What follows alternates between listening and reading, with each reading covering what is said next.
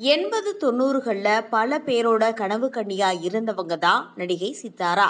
அவங்கள பத்தி தான் இன்னைக்கு நம்ம பார்க்க போறோம். நடிகை சித்தாரா ஒரு ஜாடியில பார்க்க நதியா மாதிரியே இருப்பாங்க. அவங்கள போலவே சித்தாராவும் நீட்டா நடிச்சிருப்பாங்க. இவங்க 1973 கேரளா கிளிமனூர்ல பரமேஸ்வர் நாயர், வர்ச்சலா நாயர் தம்பதிக்கு மகளா பிறந்தாங்க. இவங்க கூட 2 பிரதர்ஸ் பிறந்திருக்காங்க. இவங்களோட ஸ்கூலிங் எல்லாம் வட்டப்பாரா பகுதியில் ஒரு கான்வென்ட்ல படிச்சிருக்காங்க. பியோர் சயின்ஸ் படிச்சிருக்காங்க.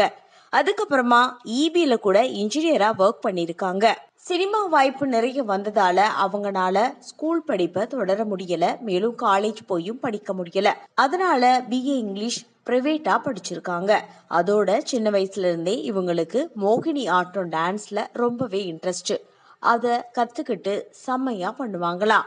அதோட இவங்க மொத்தம் 60 படம் நடிச்சிருக்காங்க. அதுல 30 படம் மலையாளத்திலேயே பண்ணியிருக்காங்க.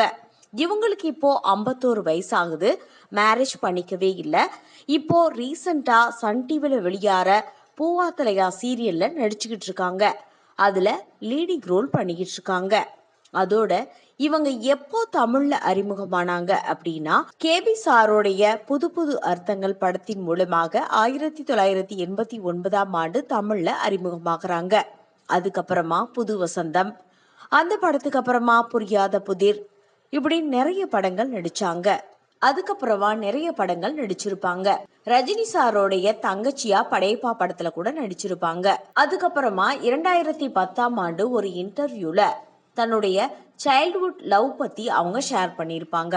அது என்ன அப்படின்னா, தான் சின்ன வயசுல இருந்து ஒருத்தரை லவ் பண்றதாவும் அவரை தான் திருமணம் பண்ணிக்க போறதாவும் 2010 சொன்னாங்க.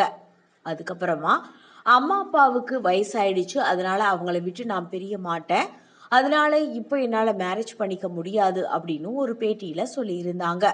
ஆனா ரீசண்டா அவங்க தான் திருமணம் பண்ணிக்காம போனதுக்கு என்ன ரீசன்னு சொல்லியிருக்காங்க.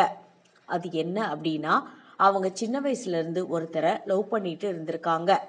அவரு இவங்களை விட்டுட்டு போயிட்டாராம், அதாவது பிரிஞ்சிட்டாங்க.